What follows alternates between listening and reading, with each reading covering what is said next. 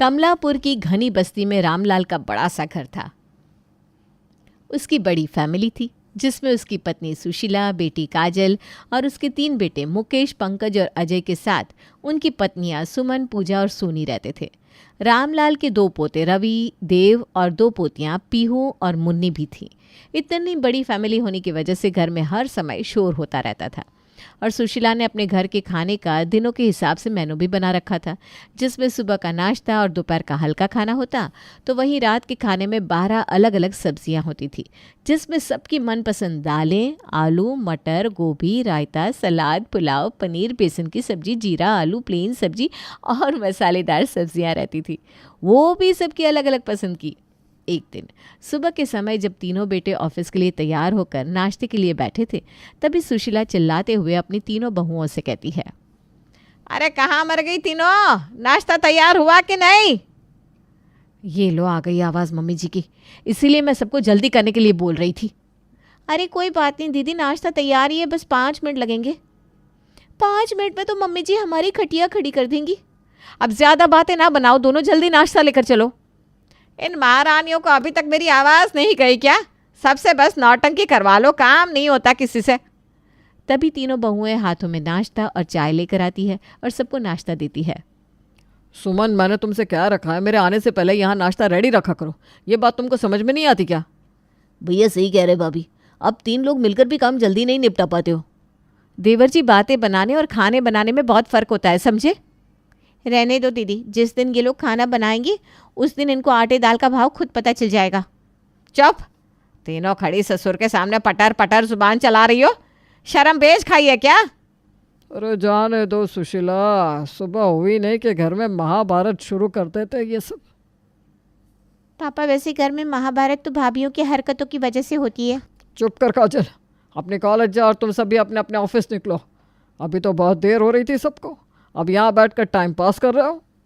रामलाल के सुनाने के बाद सब अपने अपने काम पर चले जाते हैं और सुशीला बहुओं को रात की सब्जियों के पैसे देकर बाजार भेज देती है और खुद पोते पोतियों के साथ बैठकर उन्हें खिलाने लगती है। बहुएं अपना अपना थैला लेकर घर से बाजार की तरफ बातें करते हुए जाने लगती है। पता नहीं मम्मी जी को हमसे क्या दिक्कत है, हम सबके इतना मेहनत करने के बाद भी हमेशा हमको सुनाती है। तभी सुमन को रास्ते में गोलगप्पे का ठेला नजर आता है। वो तुरंत उन दोनों से कहती है, अरे छोड़ना मम्मी जी का, ये तो उनका रोज़ का है। ये बताओ, तुम दोनों गोलगप्पे खाओगी क्या? अरे ये भी कोई पूछने की बात है दीदी, चलो ना। अब वो तीनों मज़े से गोलगप्पे खाती हैं। उसके बाद मार्केट से ताज़ी ताज़ी सब्जियां चुनकर खरीद रही होती है। तभी एक दुकानदार उनसे पूछता है, अरे भाभी जी, आपके घर में रोज़ रोज़ दावत होती है क्या? नहीं तो भैया, क्यों, क्या हुआ? नहीं, मैं बस इसलिए पूछ रहा था क्योंकि आप तीनों रोज़ थैला भरकर सब्जियां ले जाती हो ना।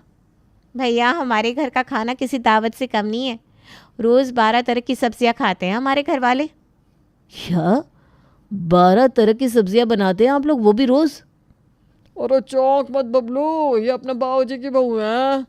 अच्छा अच्छा, बाबूजी की, तब तो क्या ही कहना है। माफ़ करना भाभी, मैंने आपको पहचाना नहीं। अरे वाह दीदी, पापा जी तो पूरे मोहल्ले में मशहूर लगते हैं। होंगे, इतना बड़ा परिवार पूरे शहर में ढूंढे ना मिले।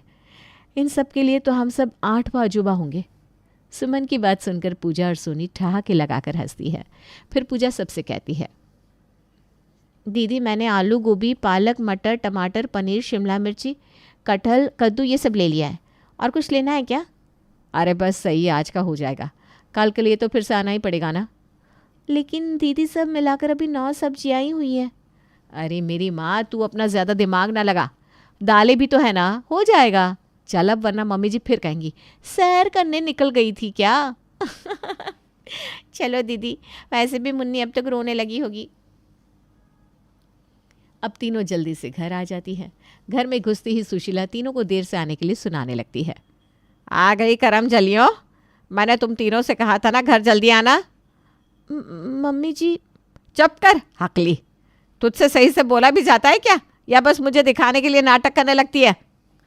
क्या हुआ मम्मी जी, हम ताज़ी सब्जियां ढूंढ रहे थे ना, इसलिए आने में देर हो गई। भाभी, मुन्नी ने रो रो कर हमारा बुरा हाल कर रखा था। सोनी भाभी को तो उसकी कोई चिंता ही नहीं है।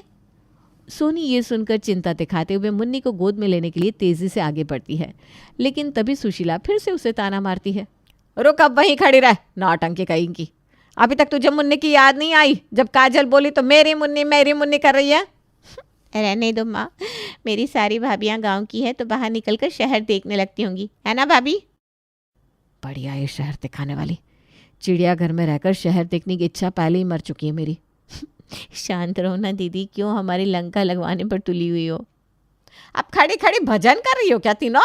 जाओ जाकर खाने की तैयारी करो, आज रात में कोई ड्रामा किया तो बताऊंगी तुम सबको। तीनों बहुएं सिर झुकाकर किचन में जाकर अपने अपने काम में लग जाती है। सोनी सब्जियां काटने, पूजा चावल और आटा और सुमन अलग अलग सब्जियों के मसाले तैयार करने लगती है।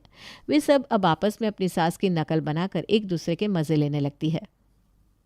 अरे करम जली, आटा सही से गूंथना वरना तेरी खैर नहीं। ध्यान से काम कर, अगर तेरी सब्जी काटते हुए उंगली कटी ना तो नौटंकी मत करना। सब्जी में स्वाद होना चाहिए, हाथ रहे या ना रहे। बस करो ना दीदी आप दोनों, मम्मी जी ने देख लिया तो मैं फ्री में पिसूंगी आप दोनों के साथ। अरे इसको अपनी टीम से निकालो यार, पूरे खाने का मज़ा खराब करवाएगी ये। मैंने क्या किया? चुप कर सोनी, तू ना बस मज़े लेती रहे। दीदी का हमेशा से यही है, वो बिना मजाक के खाना नहीं बना पाती। ऐसी ही हंसी मजाक के साथ तीनों मिलकर पूरा खाना तैयार करती हैं। 12 सब्जियां, रोटी, चावल बनाने के बाद तीनों बहुएं ऐसे खड़ी होती है जैसे उन सब ने कोई जंग जीत ली हो। तभी सुशीला के चिल्लाने की आवाज़ सबकी कानों में आती है। चलो सब खाना खाने, अब खाना लगाओ महारानियों। लो आ गया हमारे होम मिनिस्टर का आदेश। चलो अब सब खाना टेबल पर लगाओ। ठीक है दीदी। चल सोनी, तू चावल और रोटी लेकर आ। अभी लाई दीदी। सब लोग खाने के लिए डाइनिंग टेबल पर अपनी अपनी जगह बैठ जाते हैं। रवि और देव हमेशा की तरह खाने की टेबल पर बैठते ही शैतानी करने लगते हैं। वो दोनों एक दूसरे की थाली में हाथ डालना, चम्मच बजाना और बीच बीच में हंसकर गिर पड़ना, ये सब देखकर सुशीला का पारा चढ़ जाता है। ओए रवि देव, ये खाने की थाली है कि तुम्हारे बाप का खेल का मैदान? दादी मैदान होता तो हम फुटबॉल भी खेल लेते। हाँ दादी, कम से कम गोल मारने का मौका तो मिलता। अबे ससुर के छोरो, गोल मारने का इतना ही शौक है तो जाकर खेत जोतो, वहां पूरा ग्राउंड मिलेगा। दादी हमें खेत में बैल बना दोगी? हाँ दादी, बैल बन जाएंगे लेकिन कम से कम मम्मी से हल तो नहीं जाएंगे। हाय राम, कोई इनको रोको नहीं तो आज मेरी रोटियां बर्बाद हो जाएंगी। अरे जान है भी दिया सुशीला, बच्चे हैं। हाँ हाँ, आप तो बस इनके बचाव में लगे रहो, इन्हीं के पीछे घर का बजट बिगड़ रहा है। माँ, जब हम छोटे थे तब आपने हमें भी इतना नहीं डांटा था। अरे चुड़ैल, तू कौन सा कम थी, तेरा तो बखत ही बदल गया। चलो जल्दी खाना खाओ वरना ठंडा हो जाएगा। अरे मेरी मटर पनीर और आलू की सब्जी कहाँ है? बहू मुझे तो तुम कम मसाले वाली सब्जी परोसना, आज मेरा पेट ठीक नहीं लग रहा। अरे तो खाना मत खाओ ना, पेट ठीक नहीं है पर खाना भरने में कोई कमी नहीं। भाभी आपने आज हलवा क्यों नहीं बनाया? सब खाना यहीं रखा है, थोड़ा शांत बैठे सब तो हम सबको आराम से परोसते। देव रवि, अब बहुत हुआ खेल, शांति से बैठ जाओ वरना एक एक लगाऊंगी तुम दोनों को। अब सब शांत होकर खाना खाते हैं। अगले दिन घर में मुन्नी के लिए पूजा रखी गई थी। सबका ये मानना था कि पूजा कराने से मुन्नी को नज़र नहीं लगेगी और घर में थोड़ी शांति बनी रहेगी। लेकिन सुशीला के तानों से वहाँ भी कोई नहीं बच सका। अरे करम जली बहुओं, ये क्या तमाशा लगा रखा है? पूजा का सामान सही से रखा कि नहीं? हाँ मम्मी जी, सब हो गया। लो मम्मी जी, पंडित जी भी आ गए और फूल माला सब कुछ तैयार है मम्मी जी। माँ, मुझे ना ये पूजा नहीं दंगल लग रहा है। बस करो सुशीला, पूजा में भी लड़ाई। अजी छोड़िए, इन तीनों के नखरे से तो भगवान भी तंग आ जाए। भगवान भी? मम्मी जी आप हो तो भगवान को भी ताने मार दो। सच में भगवान भी कहेंगे, भैया हमें अपने धाम बुला लो, यहाँ रहने से तो अच्छा है। दीदी धीरे बोलो ना, मम्मी जी नाराज़ हो जाएंगी। हाँ भाभी, अगर माँ नाराज़ हो जाएंगी ना तो कल से 13 तरह की सब्जियाँ बनानी पड़ेंगी। अरे पूजा हो जाने दो, कौन सी बहुएं भाग रही हैं, काम बाद में हो जाएगा। पूजा खत्म होती ही घर में पड़ोसी विमलेश आ गया। वो बहुओं को ऐसे मन लगाकर काम करते हुए देखकर खुश होकर बोला, रामलाल भैया, तुम सच में बहुत भाग्यशाली हो। अरे भाई मुझे ही पता नहीं, वो भला कैसे? अरे आपकी बहुएं बहुत मेहनती है, 12-12 तरह की सब्जियां बनाना भाई कमाल है। ये तुमने सही कहा विमलेश, हमारी बहुएं तो पूरे घर की शान है। हाँ हाँ, बड़ी शान है। पूछो इनसे, मेरा भी कभी मान रखा है क्या? नहीं नहीं भाभी जी, आप बहुत अच्छी हैं, तभी तो घर जोड़ कर रखा है। थोड़ी देर बाद बाहर निकलते ही विमलेश पड़ोसियों से फुसफुसाने लगा। अरे भाई क्या बताऊं, रामलाल की बहुएं तो दिन भर पीसती रहती हैं। मैंने भी सुना है, बेचारी दिन भर काम करती है, ऊपर से सास की गालियां भी खाती है। ये सुशीला भी तो बड़ी तेज है, बहुओं को चैन से बैठने नहीं देती। सच में ऐसा लगता है कोई गुलाम रख रखा है। रामलाल घर के अंदर बैठकर खुश था कि उसके मोहल्ले में उसकी तारीफ हो रही होगी, जबकि बाहर उसकी बदनामी हो रही थी। उधर काजल कॉलेज गई तो उसकी दोस्त रूबी को पता चला कि उसके घर पर रोज 12 तरह की सब्जियां बनती है। अरे वाह काजल, तब तो तू रोज दावत का मजा घर में ही लेती होगी। हाँ हाँ, सो तो है। आज रात ना मैं तुम्हारे घर डिनर करूंगी। सच में? लेकिन रोज़ तो ऐसा ही खाना बनता है। अरे यही तो खास बात है, मैं ट्राई करना चाहती हूँ। शाम को रूबी काजल के साथ घर डिनर करने आई। बहुओं ने खुशी से सबके लिए खाना परोसा। वाह, इतनी सारी सब्जियाँ। हाँ, लेकिन तुम्हें जो पसंद है वही खाना। मुझे बैंगन पसंद नहीं, लौकी भी नहीं, कद्दू भी नहीं। तो बोल ना बहुओं से, तेरे लिए रोटी चटनी बनवा दूँ क्या? नहीं नहीं आंटी जी, मैं दाल खा लूँगी। अब समझ में आया, 12 सब्जियाँ बनाना आसान नहीं। हाँ, रोज़ यही तो होता है। अब अगर कोई पूछे कि तुम लोगों के घर में क्या खास है तो बोल देना सब्जियों की दुकान है। सही कहा बहू। सच में रोज़ रोज़ 12 सब्जियां खाना भी कोई आसान काम नहीं है। रूबी खाना खाकर अपने घर चली गई। इधर काजल को लगा कि शायद रूबी को 12 सब्जियों वाला खाना पसंद नहीं आया, लेकिन उसने कुछ नहीं कहा। अगले दिन रामलाल और सुशीला बाजार गए। दोनों आराम से बाजार में घूम रहे थे, तभी सामने से विमलेश अपनी पत्नी सुनीता के साथ जा रहा था। दोनों बहुत परेशान लग रहे थे। दोनों आपस में फुसफुसाते हुए जा रहे थे। तभी रामलाल उसको आवाज़ लगाता है। अरे विमलेश भैया, क्या हुआ? ऐसे मुंह लटकाए कहाँ जा रहे हो भैया? अरे क्या बताऊं रामलाल भैया, बेटे की शादी है, कोई रिश्तेदार साथ नहीं दे रहा, लोग हंसी उड़ा रहे और अभी तक घर का सारा काम भी अधूरा पड़ा है। हाँ भाभी जी, इतनी चिंता हो रही है कि हमारी तो रातों की नींद उड़ गई है। अरे अरे सुनीता, इसमें परेशान होने की क्या बात है? रिश्तेदार तो हंसी उड़ाने के लिए ही होते हैं, मदद के लिए नहीं। सही कहा, आप हमारे पड़ोसी हैं, हम आपकी मदद नहीं करेंगे तो कौन करेगा? पर भैया आप इसमें क्या कर सकते हैं? अरे बहू, 12:30 बज रहे हैं, अभी कितना टाइम और लगाओगी तैयार होने में? तुम्हारा तो मेकअप खत्म ही नहीं होता। 12 बजे का समय दिया था रत्ना ने और 12:30 बज गए, तुम अभी तक तैयार नहीं हुई। मम्मी जी, आपका क्या है? आप तो साड़ी पहनकर आराम से खड़ी होगी और बहू बहू चिल्ला रही हैं। लेकिन मुझे तो सब कुछ देखना पड़ता है ना। मैंने सुबह उठकर झाड़ू पोछा बर्तन किए, सबके लिए नाश्ता बनाया और अभी भी मुझे खाने की चिंता हो रही है। तैयार तो मैं हो चुकी हूँ, लेकिन सब्जी काट रही थी ताकि 1:30 बजे तक भी वापस आ जाए तो आधे घंटे में आकर लंच तो बना लूँ। अरे महारानी, भूल गई पिछली बार की किट्टी में क्या डिसाइड हुआ था? अब किट्टी में नाश्ता नहीं, सीधा लंच सर्व होगा। जिसके घर किट्टी होगी वो सबको खाना खिलाएगा। कम से कम एक वक्त के खाने की टेंशन तो दूर होगी, वरना हम औरतों की जिंदगी खाना क्या बनाऊं यही पूछते पूछते निकल जाती है।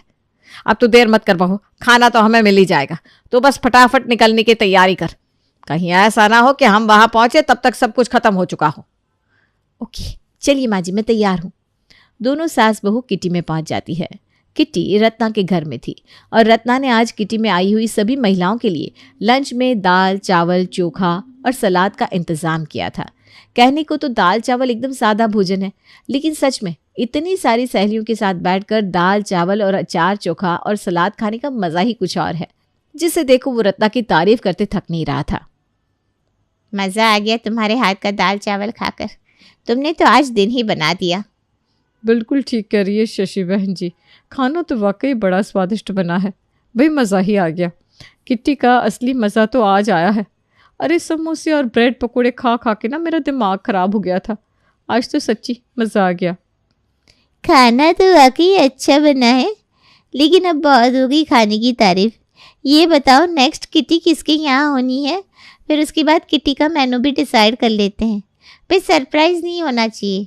किटी में आने वाले को पहले ही पता होना चाहिए कि लंच में क्या मिलने वाला है। कम से कम उसी हिसाब से तो मूड सेट करके आएगा अपने घर से।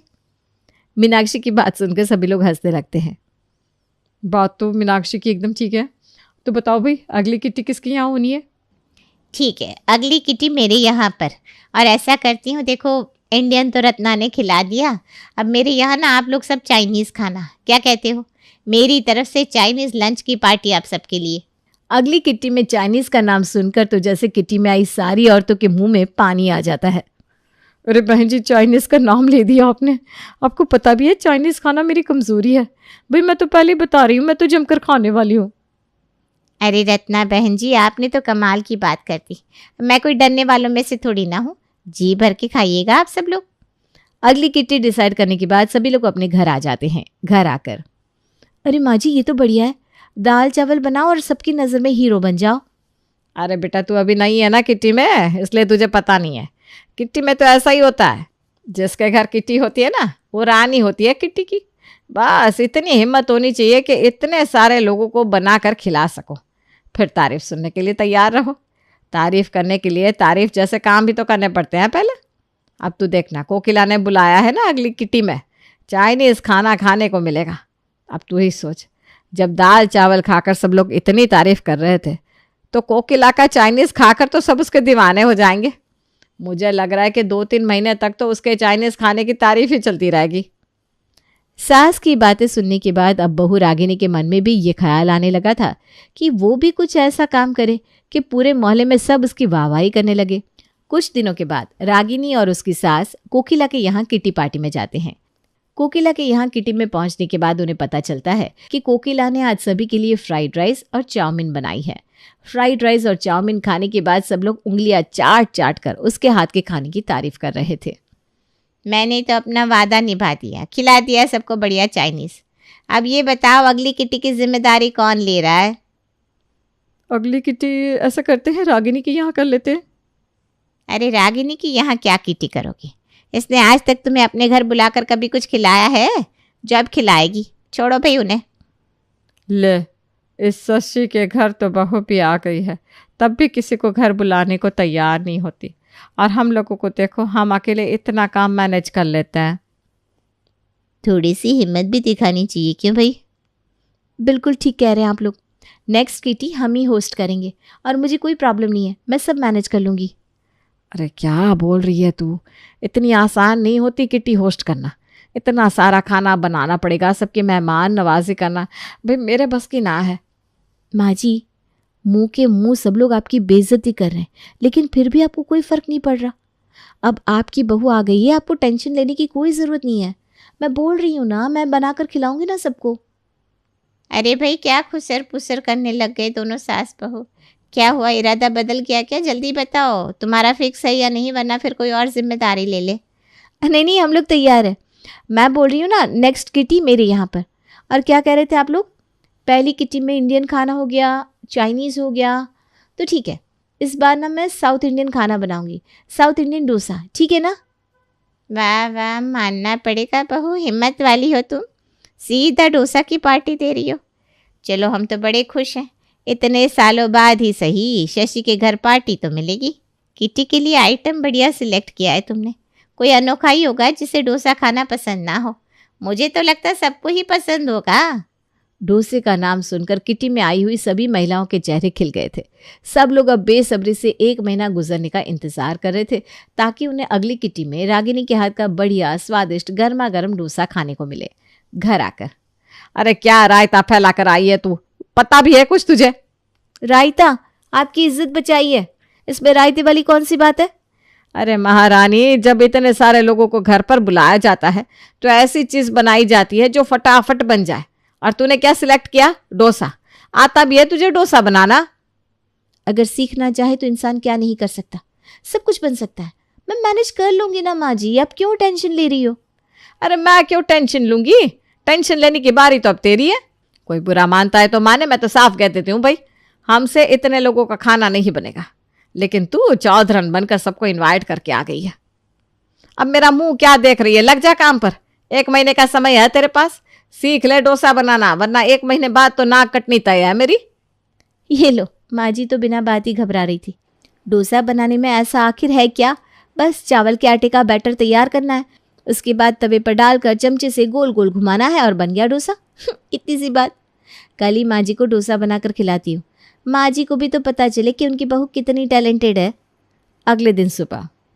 अरे बहू, नाश्ते में क्या बनाया है बेटा? 10 बज गए भाई, हमारे पेट में तो चूहे कूद रहे हैं। पिछले 1.5 घंटे से तुम किचन में घुसी हुई हो, नाश्ता बाहर ही नहीं आ रहा। चक्कर क्या है? बाबूजी वो क्या है ना, आज नाश्ते में मैं डोसा बना रही थी इसलिए लेट हो गया। अरे बेटा, मुंह में पानी आ गया सुन के। बना बना बेटा, हम इंतज़ार कर रहे हैं, कोई जल्दी नहीं है।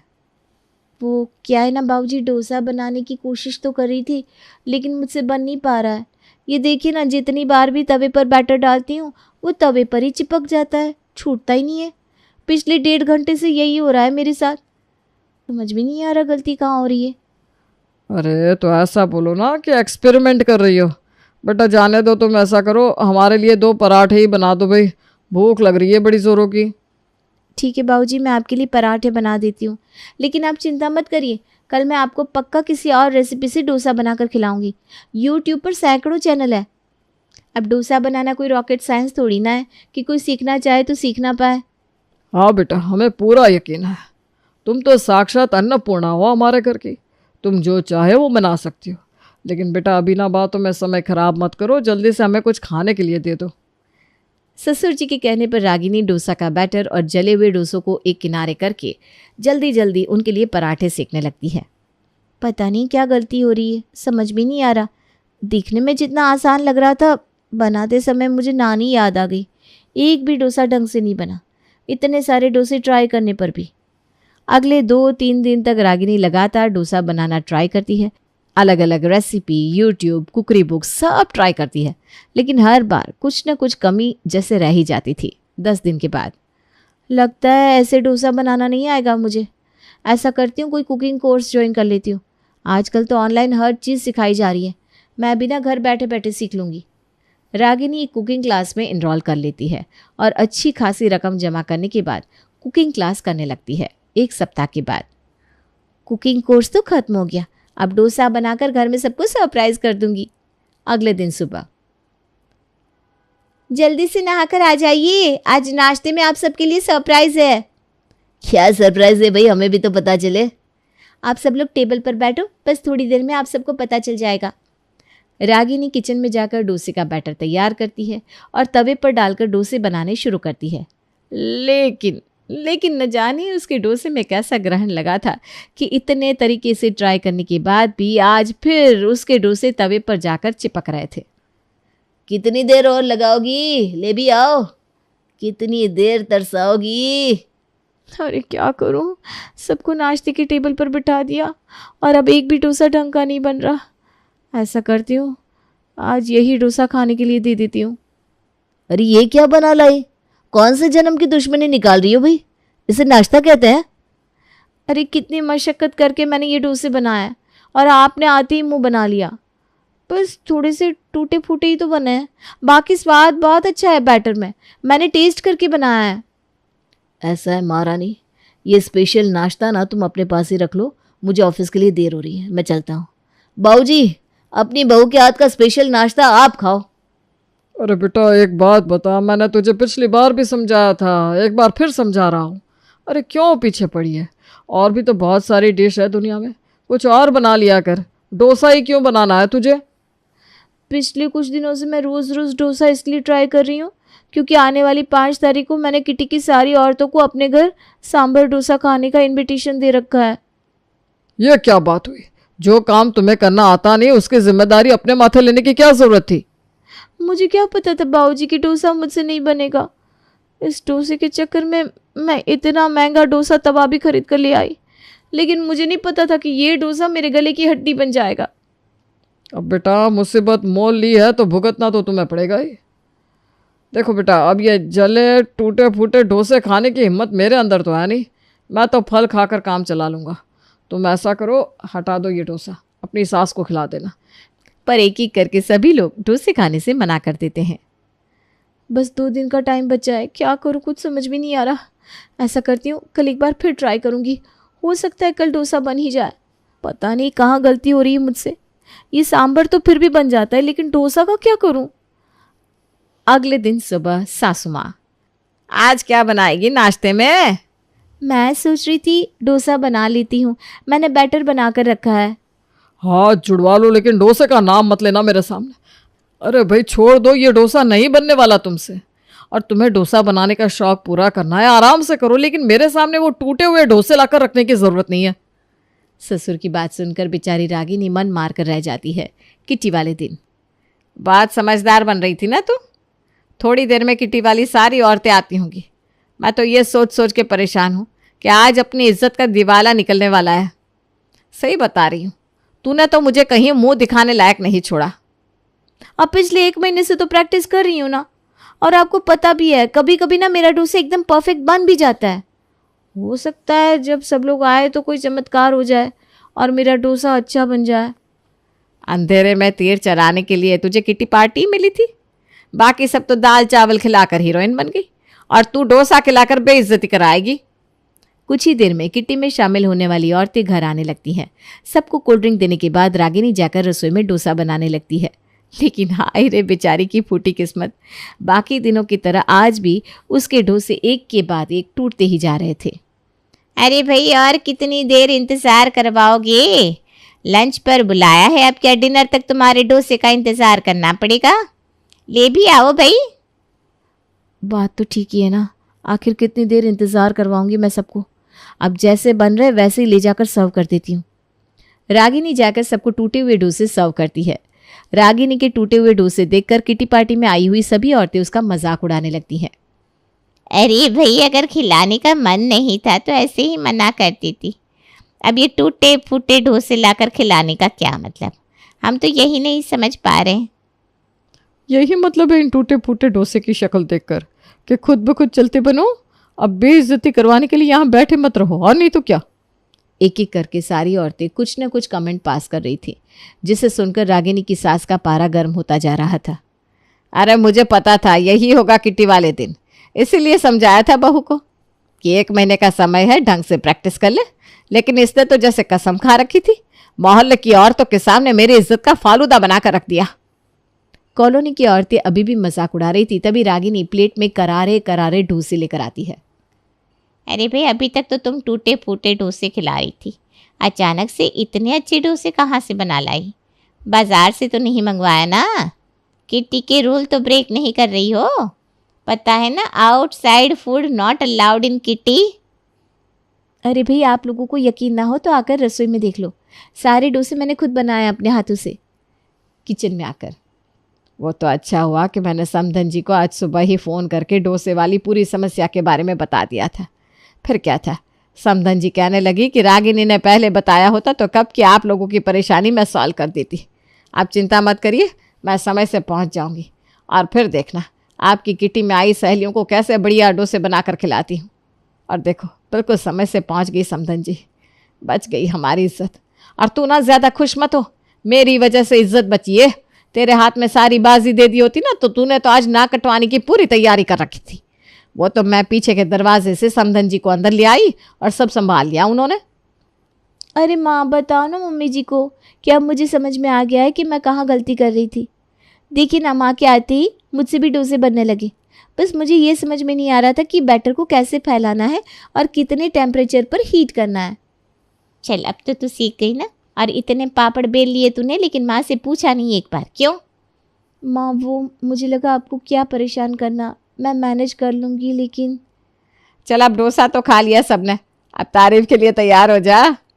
तो वही 1 महीने की कोशिश के बाद फाइनली रागिनी ने बिना टूटा डोसा बनाना सीख लिया, और माँ की मदद से किटी की इज्जत भी बच गई। शीला नाम की औरत अपने बेटे मोहन की शादी शहर की एक भोली भाली लड़की राधिका के साथ बड़े धूमधाम से करती है। राधिका एक पढ़ी लिखी समझदार लड़की थी। ससुराल आने के बाद जल्द ही वो सबके साथ घुल मिल जाती है। लेकिन एक दिन अचानक वो अपनी सास का नया रूप देखकर हैरान हो गई। भाभी, ये क्या बनाया है? ये घास फूस नहीं खाना मुझे। अरे क्या हुआ रूबी, तू ऐसे क्यों झल्ला रही है? मैं देखो ना भाभी ने क्या बना कर रखा है, मुझे नहीं खाना ये। अरे रूबी, मैंने तुमसे खाना बनाने से पहले पूछा तो था, तब तो तुमने कहा जो बनाऊंगी तुम खा लोगी। तो मुझे ये थोड़ी ना पता था कि तुम मेरे लिए ये घास फूस बना कर रखोगी। अरे क्यों रे, जब तुझे पता है मेरे बेटे को ये सब पसंद नहीं है तो तू उसके लिए कुछ और नहीं बना सकती थी क्या? माँ जी, मैं खाना बनाने से पहले सबसे पूछती हूँ ना, तब कोई कुछ नहीं कहता, लेकिन बाद में सबके नखरे होते हैं। क्या कहा करमजली? हम सब नखरे दिखाते हैं? अब तू देख। अरे मैंने ऐसा क्या कहा माँ जी? शीला सारा खाना गाय को खिला देती है और राधिका को दूसरा खाना बनाने के लिए कहती है। राधिका चुपचाप किचन में जाकर खाना बनाने लगी।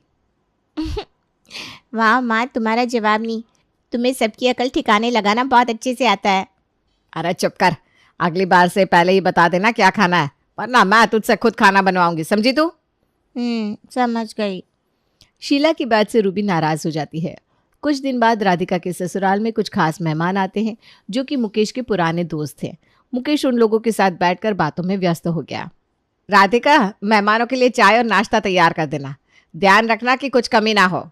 जी माँ जी, अभी बना देती हूँ। राधिका किचन में जाकर जल्दी जल्दी नाश्ता तैयार करने लगती है। इसी बीच उससे चाय में चीनी ज़्यादा पड़ जाती है। वो नाश्ता लेकर मेहमानों के पास जाती है। अरे बहू, ये चाय तो कुछ ज़्यादा ही मीठी हो गई है। शीला तुरंत राधिका की ओर गुस्से से देखती है। क्या किया तूने राधिका? मेहमानों के लिए इतनी मीठी चाय बनाई है? इतनी बड़ी लापरवाही! तुझसे एक कप चाय भी ठीक से नहीं बनती। वो माँ जी, मुझसे गलती होगी। मैं बस, मुझे कोई सफाई नहीं चाहिए। हर बार कुछ ना कुछ गड़बड़ कर ही देती है। अब ये सब नाश्ता भी बेकार कर दिया, क्या सोचेंगे मेहमान? माँ जी, मैं दोबारा चाय बना देती हूँ। हाँ हाँ, अब दोबारा चाय बना और ये जो कुछ तूने खराब किया है उसे फेंक दे। लगता है तुझे सही से काम सिखाना पड़ेगा मुझे।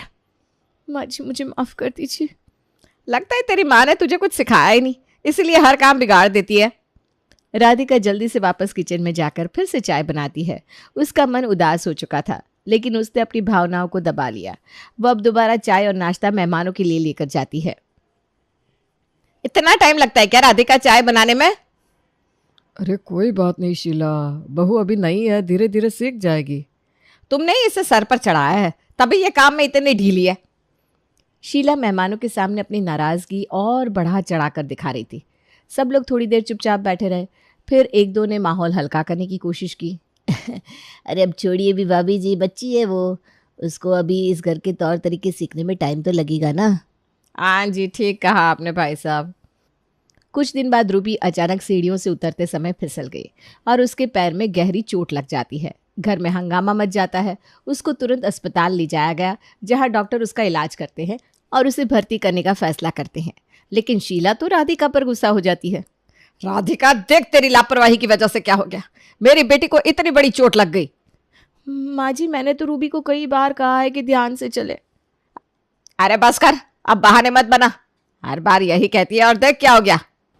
शीला अब रूबी के बिस्तर के पास बैठी पहले तो सहानुभूति दिखाती है, फिर अचानक से उसे गुस्सा आने लगता है। तुझे इतनी भी समझ नहीं है कि ढंग से सीढ़ियों से उतरे? ऐसे काम करती रहेगी तो एक दिन कोई बड़ा हादसा हो जाएगा। माँ, मैं जानबूझकर थोड़ी ना सीढ़ियों से गिरी हूँ, प्लीज मुझे डांटो मत। हर काम में तू और तेरी भाभी दोनों एक जैसे हो, कुछ नहीं आता तुम दोनों को। काम के वक्त ध्यान तो होता नहीं। तभी नर्स कमरे में आती है। शीला की बातें सुनकर उसे गुस्सा आता है। माफ कीजिए मैडम, इस तरह से मरीज को डांटना ठीक नहीं है। वो पहले ही दर्द में है और आपकी बातें उसकी हालत और खराब कर देगी। अगर आप उसे आराम नहीं दे सकती तो कृपया बाहर जाए। तुम मुझसे इस तरह से बात नहीं कर सकती। ये मेरी बेटी है और मैं उसे जैसे चाहूं वैसे समझा सकती हूँ। आप माँ हैं, इसलिए आपकी जिम्मेदारी है कि उसका ख्याल रखें, ना कि उसे और डरा दे। अगर आप इस तरह से बात करेंगी तो मैं आपको वार्ड से बाहर निकाल दूंगी। नर्स की बातें सुनकर शीला चुप हो जाती है, लेकिन अंदर ही अंदर उसका गुस्सा बढ़ता जा रहा था। अस्पताल से लौटते ही उसने फिर से राधिका को निशाना बनाया। देखा, तेरी वजह से मुझे अस्पताल में भी शर्मिंदा होना पड़ा। पहले रूबी को चोट लगी, फिर वो नर्स मुझसे बदतमीजी करने लगी। अरे तू कब सीखेगी सब संभालना, बोल। माँ जी, मैं तो हमेशा कोशिश करती हूँ, लेकिन हर बार कुछ न कुछ हो ही जाता है। कोशिश? अरे कोशिश तो दूर दूर तक नजर नहीं आती तेरी। कुछ भी सही से नहीं कर पाती तू, हर काम में लापरवाही। अब और बर्दाश्त नहीं होगा मुझसे। राधिका का दिल टूट चुका था और उस पर सास की डांट का दबाव दिन पर दिन बढ़ता ही जा रहा था। हर छोटी मोटी बात पर ताने सुनना और गलती के लिए दोषी ठहराया जाना उसको अब इससे चिढ़न सी होने लगी थी। एक दिन उसने सोचा कि वो मोहन को ये सब बता देगी। मोहन, मुझे तुमसे बात करनी है। क्या हुआ बोलो। माँ जी ना हर बात पर मुझे बहुत सुनाती है और डांटती है, जिसके डर से मुझसे कोई काम ठीक से नहीं हो पाता है। अब मैं क्या करूं? अरे माँ का स्वभाव ही ऐसा है, दिल पर मत लो, ये सब तो हर घर में होता है। हाँ, लेकिन मैं हर कोशिश करती हूँ, फिर भी सब गलत कैसे हो जाता है? अरे तुम इसे इतना सीरियसली क्यों ले रही हो? थोड़ा ध्यान से काम करोगी तो सब ठीक हो जाएगा। राधिका को मोहन से ये उम्मीद नहीं थी। उसे लगा था कि मोहन समझेगा, लेकिन उसने तो बात को टाल दिया। मोहन, मुझे लगा था कि तुम मुझे सपोर्ट करोगे, लेकिन मैं माँ के खिलाफ नहीं बोल सकता। वो सोच समझ के ही कुछ कहती होंगी। चिंता ना करो, वक्त के साथ सब ठीक हो जाएगा। मोहन की बात सुनकर राधिका समझ गई थी कि अब ये लड़ाई तो उसे खुद ही लड़नी होगी। मोहन उसकी कोई मदद नहीं करेगा। एक दिन राधिका के मायके से फोन आया। महीनों बाद माँ की आवाज़ सुनकर उसकी आंखें नम हो गई। हेलो माँ, कैसी हो? मैं तो ठीक हूँ बेटा, तू बता कैसी है? और मेरी नाती की क्या हाल है? अच्छी हूँ माँ, आपका नाती यहीं पास में ही खेल रहा है। लेकिन जैसे ही उसने बात शुरू की, शीला के हंसने की तेज आवाज़ सुनाई दी। पड़ोस की सविता उसके पास बैठी थी और दोनों गपशप में व्यस्त थी। अरे ये बहुएं तो बस दिखाने के लिए काम करती है, असली काम तो हमें ही करना पड़ता है। सही कह रही हो शीला, हमारे ज़माने की बात ही कुछ और थी। अरे इसीलिए तो मैं अपनी बहू को कोई छूट नहीं देती। अच्छा, राधिका माँ से ठीक से बात भी नहीं कर पाई। बस 2 मिनट बात करने के बाद उसने फ़ोन रख दिया। तभी अचानक आंगन में खेलते हुए उसका बेटा फिसल कर गिर गया और जोर जोर से रोने लगा। अरे देख, मेरा पोता गिर गया, कहाँ ध्यान है तेरा? माँ जी, मैं तो यही थी। चुप, बच्चे का भी ख्याल नहीं है तुझे? दिन भर फोन में लगी रहती है और यहाँ बेटा गिर गया। तेरी माँ ने तुझे कुछ सिखाया है कि नहीं? ना घर संभालती है ना बच्चे का ध्यान रखती है। माँ जी, मेरी माँ का फोन था, मैं तो बस 2 मिनट के लिए उनसे बात। शीला ने राधिका को कुछ कहने का मौका भी नहीं दिया। तू मेरे पोते का ध्यान भी नहीं रख सकती क्या? ऊपर से तुझसे कोई काम भी ठीक से नहीं होता। हाँ शीला, आजकल की लड़कियां ना कुछ नहीं सीख कर आती मायके से। इनको तो बस ऐशो आराम की जिंदगी चाहिए। अरे इसको कोई काम ढंग से करना नहीं आता सविता। माँ जी, भगवान के लिए मेरी माँ को कुछ मत बोलिए, इसमें उनकी क्या गलती है? अरे उनकी ये गलती है कि तुझे कुछ सिखाया नहीं। राधिका का दिल बैठ गया। वो अपने मायके से मिली थोड़ी सी राहत भी भूल गई। अब उसे यकीन हो गया था कि इस घर में उसकी कोई इज्जत नहीं है। उस रात राधिका अपनी माँ की बेइज्जती सोच सोच कर रोती रही। बस बहुत हो गया, अभी तक मैंने माँ जी को कुछ नहीं कहा, लेकिन आज तो उन्होंने अपनी हद ही पार कर दी।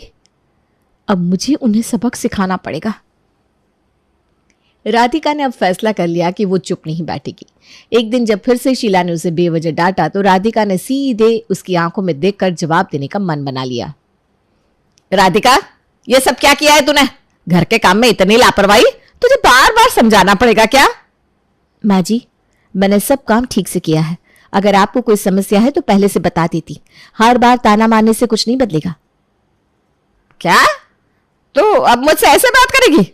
जी हाँ, अब हर बार में आपकी डांट और तानों को मैं नहीं सहूंगी। आप मेरी माँ को भी गलत बोल चुकी हैं। अब ये तो मैं बिल्कुल भी बर्दाश्त नहीं करूंगी। शीला को तो यकीन नहीं हो रहा था कि राधिका, जो अब तक चुपचाप सब सहती आ रही थी, अचानक उसको क्या हो गया। घर का माहौल अचानक से बदल गया। अरे करम जले, तू मुझसे ऐसे बात करेगी? मैं तेरी सास हूं, जो चाहूं वो कहूंगी। देखिए माँ जी, आप बड़ी हैं, इसलिए मैं आपसे इज्जत से बात करती हूँ, लेकिन इसका मतलब ये नहीं कि आप हर बार मुझे या मेरे परिवार को बेइज्जत करेंगी। अब मैं खामोश नहीं रहूंगी। शीला की आंखें गुस्से से लाल हो गई थी, लेकिन वो समझ गई कि राधिका अब सब कुछ चुपचाप सहने वाली नहीं है। घर के माहौल में सन्नाटा छा गया। तभी मोहन कमरे में आया। ये क्या हो रहा है यहाँ? माँ राधिका, तुम दोनों लड़ क्यों रही हो? देख मोहन, तेरी बीवी मुझसे कैसे बात कर रही है। मोहन, अब मैं किसी का कुछ भी नहीं सुनूंगी। अगर ये मुझे इज्जत नहीं देंगे तो मैं भी इनसे इज्जत से बात नहीं करूंगी। अरे शांत हो जाओ राधिका, माँ का स्वभाव ही ऐसा है। नहीं मोहन, हर बार यही बोलकर तुमने मुझे शांत किया है, लेकिन अब बहुत हो गया। मुझे अब अपनी और अपने मायके वालों की इज्जत की लड़ाई खुद लड़नी होगी। मोहन भी चुप हो गया। अब वो समझ गया था कि राधिका का सब्र का बांध अब टूट चुका है और इसलिए अब वो अपनी बात रखने से पीछे नहीं हटेगी। देखो राधिका, मुझे लगता है कि तुमको आज माँ से इस तरह से बात नहीं करनी चाहिए थी। वाह मोहन, जब मैंने आपसे कहा था कि माँ जी मुझे और मेरे परिवार को हर वक्त सुनाती रहती है, तब तो आपने बोला कि ये उनका स्वभाव है। हाँ तो वो माँ की आदत है। तो ठीक है, मैंने भी अब से अपनी आदत बदल ली है। मैं फालतू के ताने नहीं सुनूंगी। राधिका अब शीला की किसी भी फालतू बात पर ध्यान नहीं देती थी और बस अपने काम से काम रखती। शीला को जब ये समझ में आया कि अब उसके तानों का राधिका पर कोई असर नहीं हो रहा तो वो और चिढ़ने लगी। अरे देखो तो क्या झाड़ू लगाई है तूने, इतने धब्बे हैं जमीन पर, अच्छे से साफ कर इसको।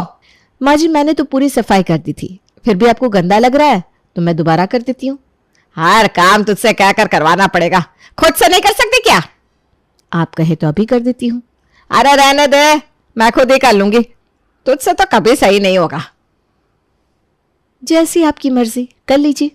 राधिका के इस बर्ताव से शीला को गुस्सा आने लगा। शीला की चीड़ अब नाराजगी में बदलने लगी थी, पर राधिका ने कुछ भी नहीं कहा। ये तूने क्या खाना बनाया है? हाँ, नमक कम है, सब्जी कच्ची है। माँ जी आप कहे तो नमक और डाल दूं? नमक से क्या होगा, खाना ही बेस्वाद है, कुछ और नहीं बन सकता था क्या तुझसे? आप बताइए क्या खाएंगे आप, अभी बना देती हूँ। तू हर बार सब कुछ बिगाड़ देती है। मैं कोशिश करूंगी कि अगली बार मुझसे गलती ना हो।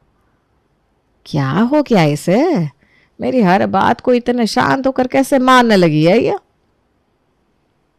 माँ ये भाभी को अचानक क्या हो गया? अरे पता नहीं। राधिका के इस शांत व्यवहार से शीला खुद को असहाय महसूस करने लगी थी, क्योंकि राधिका अब अपनी सास की डांट को नजरअंदाज करने लगी थी। उसने अब ठान लिया था कि शांत रहकर वो सब सह लेगी जब तक सही वक्त नहीं आता। तभी अचानक, भाभी क्या कर रही हो? तुम काम खराब क्यों करती हो? मैं तो बस वही कर रही हूँ जो माँ जी चाहती हैं।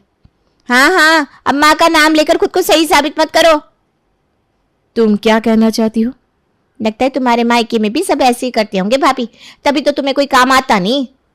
रूबी की बात सुनकर राधिका को बहुत तेज गुस्सा आ गया। उसकी इस बात पर उसका सब्र टूटने लगा, लेकिन उसने खुद को संभाला। रूबी, तुम्हें मुझे ताने मारना है तो मुझसे बोलो, लेकिन मेरे मायके वालों को बीच में मत लाओ। क्यों भाभी, सच कहा तो मिर्ची लग गई। अगर मैंने कुछ कहा ना तो तुम बर्दाश्त नहीं कर पाओगी। अरे मैं भी देखती हूँ भाभी, तुम क्या कर लोगी मेरा। तभी शीला कमरे में आई और रूबी की बात सुनते ही राधिका पर गुस्सा करने लगी। क्या हो रहा है यहाँ? राधिका, तो अब रूबी से लड़ाई क्यों कर रही है? माँ जी मैंने कुछ नहीं कहा, रूबी खुद ही मेरे मायके वालों को ताना मार रही है। रूबी, तो क्यों हर बार राधिका और उसके घर वालों को ताने मारती रहती है? हाँ माँ, मैं तो बस भाभी से मजाक कर रही थी। यह मजाक नहीं है रूबी, अगली बार तूने राधिका या उसके घर वालों को कुछ भी कहा तो तेरी जुबान खींच लूंगी, समझी? जी माँ, समझ गई। अब एक बार राधिका किचन में काम कर रही थी, तभी वहां अचानक से शीला आ जाती है। उसे देखकर राधिका का ध्यान भटक जाता है और जल्दबाजी में उससे कांच का बर्तन गिरकर टूट जाता है। आज तो मेरी खैर नहीं, अब माँ जी मुझे न जाने क्या क्या सुनाएगी। अरे कोई बात नहीं राधिका, तू जाकर दूसरे बर्तन में काम कर ले, तब तक ना मैं इसको बाहर फेंक कर आती हूँ। ये अचानक माँ जी को क्या हुआ? कल से इनका व्यवहार बदला बदला सा क्यों लग रहा है? क्या सोच रही है राधिका? कुछ नहीं माँ जी। तभी मुकेश पीछे से आ जाता है और मजाकिया अंदाज में कहता है, बहू ये सोच रही होगी कि आज सूरज पश्चिम से कैसे निकल आया। नहीं पापा जी, ऐसी कोई बात नहीं है, मैं तो बस। कोई बात नहीं बेटा, कल मैंने तेरी सास को रात भर समझाया है, तब उसको समझ में आया कि बहू को बेटी बनाकर रखना चाहिए। इतने में ही रूबी और मोहन भी वहां आ जाते हैं। लेकिन पापा, माँ तो अपनी बेटी को भी नहीं छोड़ती है। ये तूने सही कहा रूबी।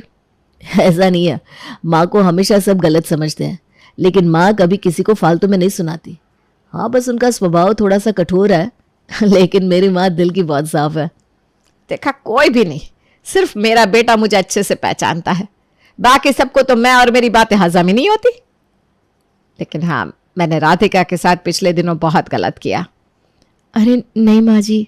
अरे नहीं बहू, यही सच है, लेकिन अब से मैं तुझे कभी तेरे घर वालों को लेकर ताना नहीं दूंगी। शीला की ये बातें सुनकर राधिका खुश होकर शीला के पैर छूती है और शीला उसको गले लगा लेती है। धीरे धीरे उन दोनों के बीच सब कुछ सही हो जाता है और घर में वापस खुशहाली आ जाती है। आइए आपको मिलाते हैं हमारे गुप्ता परिवार से। ये है इस घर की बड़ी सुषमा गुप्ता, जिनके 2 बेटे हैं, राजेश और गौरव। दोनों बड़े ही काबिल और होनहार हैं। इनकी एक बेटी भी है, बड़ी है, जिसकी शादी भी बड़े ही अच्छे परिवार में हुई है। सुषमा के पति हैं निर्मल, जैसा नाम वैसा ही इनका स्वभाव भी है। इनके बड़े बेटे की शादी हो चुकी है शालू से। एक मिनट, लगता है शालू आ रही है। आप लोग बैठिए, मैं चलती हूँ। भागो। अरे खाना लगा दूं? बताओ क्या खाओगे? अरे पकोड़े तल देती हूँ, आओ आओ। अरे भाग क्यों रहे हो पोस्टमैन भाई साहब, रुकिए तो खाना लगा देती हूँ। अरे शालू छोड़ दे उसे, अब से ये अगली बार ना कोई चिट्ठी या पार्सल लेकर भी नहीं आएगा। अरे मैंने ऐसा क्या किया? मैं तो उल्टा उनसे पूछ रही हूँ कि क्या खाओगे, खाना लगा देती हूँ, और वो है कि डर के भाग गए। डर के नहीं, तुझसे परेशान होकर भागा होगा। जब देखो एक यही सवाल करती रहती है सबसे। अरे माँ जी, उस पोस्टमैन का छोड़िए, आप बताइए क्या खाएंगी आप? आपके लिए खाना लगा दूं? अच्छा, आपके लिए ना कचौरी तल देती हूँ, मज़ा आ जाएगा आपको। अरे कुछ नहीं चाहिए मुझे, जब चाहिए होगा तब मैं खुद कह दूंगी तुझे। शालू बार बार क्यों पूछने आ जाती है? अरे माँ जी अब बताइए तो क्या खाएंगी आप? भगवान, कहाँ से नमूना भेज दिया है मेरे पास, जिसका टैप रिकॉर्डर पूरा ही नहीं होता। शालू मैं ऑफिस जा रहा हूँ। अरे रुकिए रुकिए, मैं खाना लगा देती हूँ। अरे सुबह सुबह कोई खाना खाता है क्या? तुम मुझे टिफिन दे दो, जो भी देना है। अरे टिफिन तो मैंने बनाया ही नहीं है, अभी बता दो ना क्या खाओगे, मैं भी बना देती हूँ। अरे नहीं नहीं भाई, मुझे ऑफिस के लिए देर हो रही है, चलता हूँ मैं। अरे आप बता कर तो जाइए क्या क्या खाएंगे, अभी बना दूंगी ना। अरे कुछ नहीं, वैसे भी ना मेरा वजन बढ़ गया है, मैं कुछ नहीं खाऊंगा, चलता हूँ मैं। अरे सुन, शाम को जल्दी आ जाना बेटा, गौरव को लड़की वाले देखने आ रहे हैं। हाँ माँ ठीक है, शाम को जल्दी आ जाऊंगा, बस इसे थोड़ा समझा दीजिएगा अब। अरे हाँ भाई, समझा देती हूँ, तू जा ऑफिस। ठीक है माँ। शालू देख, आज गौरव को देखने के लिए लड़की वाले आने वाले हैं, उनके सामने ना बार बार खाने का जिक्र मत करना, जब मैं कहूँ तभी खाना बनाना, ठीक है? माँ जी तो मैं कहाँ कुछ कहती हूँ, जैसा आप कहती हैं वैसा ही तो करती हूँ। अरे उनके सामने खाना नहीं रखना है, उनके सामने चाय और नाश्ता रखना है, बस। आ गई बात समझ में? ठीक है माँ जी, मैं उनके सामने चाय ले आऊँगी, काजू और बिस्किट ले आऊँगी, और कुछ नहीं। हाँ ये सही रहेगा, और मीठे में वो रसगुल्ले पड़े हैं ना, वो भी लेकर आना, बस इतना ही, इसके अलावा और कुछ नहीं। जी माँ जी, जैसा आप कहें। तो अभी तो आपको पता चल ही गया होगा कि मैं भाग क्यों गई थी शालू को देखकर। उसकी ना आदत है हर किसी से खाने के बारे में पूछने लगती है, लेकिन उसकी बस यही आदत नहीं है। लेकिन वो मैं आपको बताऊंगी नहीं, आपको दिखाऊंगी। देखिए क्या होता है जब गौरव को देखने के लिए ईशानी के माता पिता आते हैं। आइए आइए आइए, बैठिए भाई साहब, आइए। अरे बातें बातें तो होती रहेंगी सबसे। इसका मतलब है कि आप बैठिए, पानी वानी पीजिए पहले, है ना बहू? हाँ जी हाँ जी, यही मतलब है इसका। जाओ शालू, पहले पानी लेकर आओ सबके लिए। हाँ हाँ लेकर आती हूँ, जब तक आप ये रसगुल्ले, चाय और पापड़ तो लीजिए। हाँ बहू वो ले लेंगे, तू जा पहले पानी लेकर आ। जी माँ जी, अभी लेकर आती हूँ। अरे इसे कितना भी समझाओ, मानती नहीं ये लड़की, क्या करूँ मैं इसका। रिश्ते की बात करने आए हैं ये लोग और इसे खाने की पड़ी है। ये है मेरा भाई गौरव, इंजीनियर है, बड़ी इंटरनेशनल कंपनी में काम करता है। हमारी बेटी ने भी बीएससी किया हुआ है, घर का सारा काम भी जानती है। अरे अभी तक आपने कुछ लिया नहीं। आंटी जी ये रसगुल्ले खा कर देखिए ना, बड़े ही स्वाद है, कानपुर के हैं। जी जी, हम ले लेंगे खुद ही। तो मैं ये कह रही थी कि लड़का लड़की आपस में। अरे आपको चाय कैसी लगी? आप कॉफ़ी पीती हो तो मैं वो बना कर लाती हूँ। नहीं नहीं बेटा, हमें कॉफ़ी नहीं चाहिए, हम चाय ही पीते हैं। अरे ये तो यहाँ बात ही नहीं करने तेरी, सिर्फ खाइए खाइए, ये खाइए वो खाइए करती रहेगी। अरे आपने पापड़ तो लिया ही नहीं, लीजिए ना। शालू जरा यहाँ आना, मुझे काम है बहुत ज़रूरी। अरे ऐसे कैसे, अभी मेहमान आए हुए ना, यहाँ उनकी खातिरदारी भी तो करनी है। अरे उसके लिए मैं हूँ ना बहू, तू जा जाकर देख तो सही राजेश क्या कह रहा है। अच्छा ठीक है अंकल आंटी जी, आप पहले रसगुल्ले लीजिए ना। हाँ हाँ वो ले लेंगे बेटा। राजेश शालू को जानबूझकर वहाँ से ले जाता है जिससे लड़का लड़की बात कर पाए, लड़के को लड़की पसंद आ जाती है और दोनों परिवार शादी के लिए मान जाते हैं। अरे बधाई हो आपको भी बहन जी। अरे ऐसे कैसे बधाई? आप ये बताइए क्या खाएंगे, मैं अभी खाना लगा देती हूँ। हाँ हाँ बहू, वो खाएंगे खाना, लेकिन बाद में। अब तो ये हमारे समधी होने वाले हैं। भाभी सबका कितना ख्याल रखती हैं, आप बहुत अच्छी हैं भाभी। वो तो तुम्हें शादी के बाद ही पता चलेगा बेटा, कितनी अच्छी है ये और कितना पका देती है ये। बहुत अच्छी है, बहुत अच्छी है। क्या आप सब भी ना मेरी इतनी तारीफ कर रहे हैं? रहने भी दीजिए। अच्छा ठीक है, रहने देते हैं। भाई साहब, आप ना अपने पंडित जी से कहकर शादी का मुहूर्त निकलवा दीजिए, ठीक है? फिर हमें भी बता दीजिएगा। जी ठीक है, अब हम चलते हैं। अरे पंडित जी को भी कहिएगा खाना खाने आए। जी जी ज़रूर। भगवान क्या करे इसका हम। तो अब आपको पता चला आखिर हमारी शालू की खासियत क्या है ना? अरे इनसे खुद के घर वाले तो परेशान थे ही, लेकिन पड़ोसी भी उतने ही परेशान रहते हैं। आज तो बढ़िया सैर हो गई, नहीं ज़्यादा धूप भी नहीं थी और हवा भी ठंडी चल रही थी। अरे सही कहा, मज़ा ही आ गया। आज तो शरीर भी एकदम फ्रेश लग रहा है। मैं तो कहता हूँ कि हमें रोज़ ही चलना चाहिए ऐसे सैर पर। हाँ हाँ भाई, चलो आओ थोड़ी देर बैठते हैं, यहाँ आंगन में आ जाओ। प्रणाम काका। अरे आ गई शालू। ये भगवान, आज ये इतनी जल्दी कैसे उठ गई है? पापा जी प्रणाम। आप बताइए क्या खाएंगे, मैं अभी बना देती हूँ। खाना लगा दूँ? आप लोग सैर करके आए हैं तो मैं जल्दी से खाना लगा देती हूँ। अरे शालू बहू, खाना सुबह के 7 बजे कौन खाता है? ये लोग बस सैर के बाद कुछ देर बैठने आए हैं। शालू बहू, हमें कुछ नहीं चाहिए सच में, तुम जाओ अपना काम करो। हाँ हाँ हाँ बेटा जाओ, हमारा पीछा छोड़ो। क्या? अब मेरा मतलब है, हमारे पीछे अपना समय क्यों खराब करना है? अरे ऐसे कैसे पापा जी, आपके दोस्त आए हैं, मैं ऐसे कैसे इन्हें बिना खाए भेज सकती हूँ? मैं अभी खाना लगा देती हूँ। अरे इसके घर ना इसीलिए मैं नहीं आता हूँ। ये शालू बहू आकर सबसे पहले यही पूछती है क्या खाओगे, क्या बना दूँ, और फिर ना पीछे पड़ जाती है सबके। सुबह के 7 बजे कोई खाना खाता है क्या? अरे कुछ बहाना करके निकल जाते हैं, चल चल। मुझे ना याद आया, आज डॉक्टर के पास जाना था। मुझे भी ना मेरे पोते को स्कूल छोड़ने जाना है, हम चलते हैं। तुम अपने पापा जी को पेट भर खाना खिला दो। हाँ अरे पर हम सब तो यहाँ आंगन में बैठने वाले थे ना। अरे कल मेरे घर बैठेंगे, अभी हम जा रहे हैं। हाँ यहाँ रुके तो ये सुन सुन के पागल ही हो जाएंगे। अरे काका सुनिए तो, मैं अभी हलवा पूरी बना देती हूँ। और ये तो चले गए पापा जी। पर पापा जी भी गायब हो जाते। पापा जी, पापा जी कहाँ चले गए? पापा जी तो बेचारे सीधा भागते हुए अपनी पत्नी के पास पहुंचते हैं। अरे इस शालू का कुछ करो भाई, अब तो मेरे दोस्त भी यहाँ आने से डरने लगे हैं। अरे तो मैं क्या करूं? जब शादी हुई तब तो बड़ा ही अच्छा लगता था कि बहू बार बार पूछती है हमसे कि क्या खाएंगे क्या पिएंगे, लेकिन हमें क्या पता था कि धीरे धीरे इसकी ये आदत हमारा सर दर्द बन जाएगी। अरे घर में मेहमान कदम बाद में रखते हैं और ये खाने के बारे में पहले पूछने लगती है। अरे हमारे गौरव का रिश्ता कैसे करवाया है मेरा दिल ही जानता है। ये तो उनके सामने कोई और बात करने ही नहीं दे रही थी, खाइए ना करने लग गई थी। पता नहीं छोटी बहू के आने के बाद ये क्या ही करेगी। अरे छोटी बहू को भी अभी तक ऐसा ही लग रहा है कि उसकी जिठानी तो बड़ी ही सुशील है, सबको खाने के लिए और खाना लगा दूं कहती रहती है। लेकिन असलियत तो उसे तब पता चलेगी जब वो इस घर में शादी करके आएगी। हाँ तब उसे पता चलेगा कि खाना लगा दो बार बार सुनना कितना मुश्किल होता है। अब तो छोटी बहू को इस घर में आने के बाद ही पता चलेगा कि क्या होता है सर दर्द।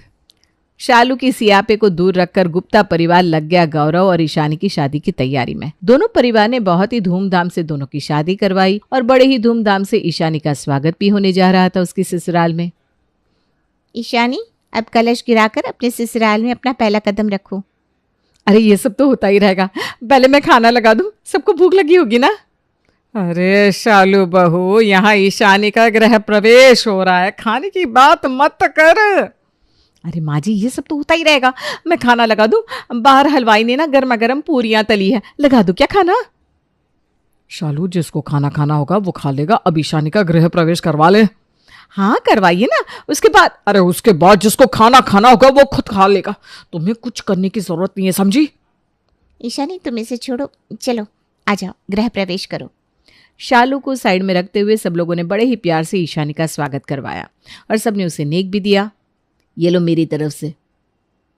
अरे जीजा जी इसकी क्या ज़रूरत है? अरे हम इस घर के बड़े नंदोई हैं, इतना तो आपका हक बनता है। हाँ ईशानी ले लो, राजेश और गौरव दोनों मुझसे छोटे हैं, हमारा नेक देना तो बनता ही है। जीजा जी। अरे तुमने बताया नहीं कविता, ये अभी तक यहीं है। अरे मुझे क्या पता था कि ये रसोई से वापस आ जाएंगी। जीजा जी अब क्या खाएंगी, जल्दी बताइए ना, मैं अब भी खाना लगा देती हूँ आपके लिए। अरे शालू ये शादी वाला घर है, यहाँ सबने इतने पकवान खाए हैं कि अब तो पेट में जगह ही नहीं बची। अरे नहीं नहीं नहीं जीजा जी, आप इस घर के बड़े नंदोई हैं, आपको तो खाना खाना ही होगा। आप बोलिए ना क्या खाएंगे, जल्दी बताइए। मुझे तो नींद आ रही है, मैं सोने जा रहा हूँ। और वैसे भी कल ईशानी की पहली रसोई है ना, तो हम सबको जल्दी भी उठना है। चलो चलो सब लोग चलो। अरे ईशानी तुम क्या खाओगी? अरे भाभी अभी तो सबने खाना खाया है शादी का, अब बार बार क्यों पूछ रही हैं? तुम अपने कमरे में जाओ ईशानी, वहाँ गौरव तुम्हें सब कुछ बता देगा। गौरव इसे बता देना हमारे परिवार में ये नमूना कैसा है। ईशानी को अब भी शालू का बार बार पूछना अजीब सा लगने लगा था, इसलिए गौरव ने उसे बताया कि उसकी भाभी का स्वभाव कुछ ऐसा ही है। तो तुम लोग परेशान नहीं हो जाते? परेशान? अरे हमारे घर मेहमान रुकने के लिए ही ना कह देते हैं, शालू भाभी की वजह से। वो उन्हें इतना परेशान कर देती है कि पूछो मत। अच्छा, लेकिन एक बात तो है, वो पूछती सबसे है, लेकिन मैंने आज तक उन्हें खास कुछ बनाते नहीं देखा। क्योंकि उनसे परेशान होकर सब लोग उन्हें कुछ भी बनाने से मना कर देते हैं। बस मिल गया सोल्यूशन फिर तो। तुम देखना कल के दिन में ही वो अपने आप ये कहना भूल जाएंगी कि खाना लगा दो। है? वो कैसे? अरे तुम देखते जाओ। ईशानी ने अगले दिन सबको कान में कुछ कह दिया और सब लोग मुस्कुराने लगे। और जब शालू आई तो अब कोई भी भाग नहीं रहा था। अरे ये लो भाभी भी आ गई। अरे आज तो तुम नई दुल्हन हो ईशानी, आज तो तुम्हें बताना ही होगा कि तुम क्या खाओगी। खाना लगा दूं तुम्हारे लिए? अरे आपने तो मेरे मुंह की बात छीन ली भाभी। आप ना मेरे लिए पालक पनीर, चावल, रोटी, काली दाल और बस खीर बना दीजिएगा। क्या? क्यों, आप ही ने कहा ना अभी कि खाना लगा दूं, क्या खाओगी? हाँ मैं अभी बना देती हूँ। अरे जीजा जी भी आ गए। जीजा जी प्रणाम, आज तो आपको मेरे हाथ का खाना खाना ही होगा। बताइए क्या खाएंगे, खाना लगा दूं? अरे आज तो हमारा छोले पूरी खाने का बड़ा ही मन है, साथ में रबड़ी भी। अब वही बना दीजिए। हाँ हाँ शालू बना देगी, वैसे भी वो आपको कब से कह रही है क्या खाएंगी आप, खाना लगा दूं? हाँ आज तो पूरा दिन मैं शालू के हाथ के ही पकवान खाऊंगा। हाँ अभी बना देती हूँ। शालू को अंदाज़ा नहीं था कि ईशानी और रोशन सच में उसे खाने के लिए कह देंगे। इतनी सारी चीज़ें बनाते बनाते उसकी हालत ख़राब हो गई। अरे मैंने तो ऐसे ही पूछा था, इतना सब कौन कहता है बनाने को भला? खीर, रबड़ी, छोले पूरी, पालक पनीर, चावल, रोटी। बन गया खाना? अब हाँ हाँ बन गया। चलो अच्छा है, मैं बाहर ले चलती हूँ, दीजिए। हाँ हाँ चलो चलो। अरे शालू बहू ये देखो, मेरे दोनों दोस्त भी आए खाने पे, कह रहे थे आज तो शालू बहू को निराश नहीं करेंगे। शालू बहू आज तो हमें गांव का खाना खाने का बड़ा ही मन है, इसलिए सरसों का साग, मक्की की रोटी, छाछ और मुठिया बना दे। हाँ हाँ अभी बना देगी शालू बहू। क्या हैं? लेकिन अभी तो मैंने ये सब बनाया है। अरे हमारी बहू को खाना बनाने का इतना शौक है कि क्या बताए, अभी बना देगी बहू, है ना? कितनी बार तो तुमने इन्हें कहा कि खाना लगा दो, खाना लगा दो, तो ले लगा दे अब। जी अभी बना देती हूँ। शालू का आज पूरा दिन बस रसोई में खाना बनाते हुए बीत गया। उसकी हालत किसी गधे जैसी हो गई थी। सच में भाभी आप बहुत अच्छी हैं, कितना सोचती हैं सबके बारे में। देखना अभी भी पूछेगी कि क्या खाओगे, खाना लगा दूं? मैं सोच रहा था भाभी कि देर रात कुछ खाते हैं। अरे नहीं नहीं, मैं अपने कमरे में जा रही हूँ, जिसको जो खाना है अब खुद बना लो, मैं जा रही हूँ।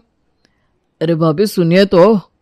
क्या आइडिया निकाला था तुमने ईशानी, हमारी शालू तो एक दिन में ही ठीक होगी। अब तो अगले जन्म में भी किसी से नहीं पूछेंगी खाना लगा दूं।